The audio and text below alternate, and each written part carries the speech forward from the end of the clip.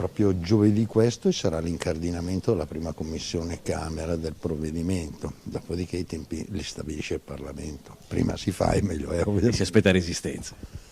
Ma credo che il lavoro più grosso fosse l'esame che abbiamo fatto al Senato, il confronto con tutte le forze della coalizione. È stato sviscerato ogni piccolo angolo di quella legge. Per il ministro Calderoli il DDL sull'autonomia differenziata è politicamente al sicuro. La quadra con gli alleati del centrodestra, fa intendere, è stata trovata in mesi di lavoro. Chiaro che la discussione parlamentare possa sempre innescare una serie di variabili, da qui l'auspicio. Mi auguro che possa essere approvata in versione definitiva, poi è evidente che se si evidenziassero degli errori si correggono.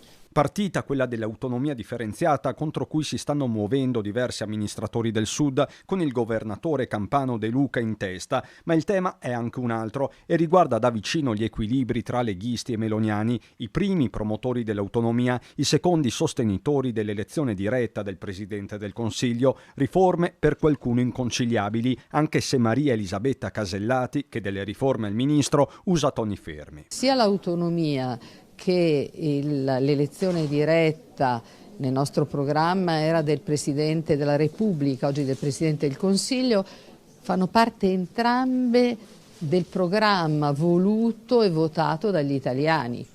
Quindi Casellati e Calderoli si trovano a Venezia per parlare della nuova legge sull'oblio oncologico, una delle poche in grado di mettere d'accordo tutto l'arco costituzionale, nelle ore in cui si sono registrati imbarazzi all'interno dell'esecutivo sulle parole del ministro dell'economia Giancarlo Giorgetti riguardo le Olimpiadi di Milano Cortina 2026, quasi pentito di averle portate qui, la dichiarazione poi oggetto di retromarcia, ma intanto lo scricchiolio si è sentito e come al collega di partito Giorgetti il messaggio dello stesso Calderoli. È vero che quando uno si cimenta in un'impresa dici ma chi me l'ha fatto fare, ma io sono convinto che alla fine il primo ad esserne contento sarà Giorgetti e soprattutto sarà contento il Paese e tutte le realtà che verranno toccate da quell'evento sportivo.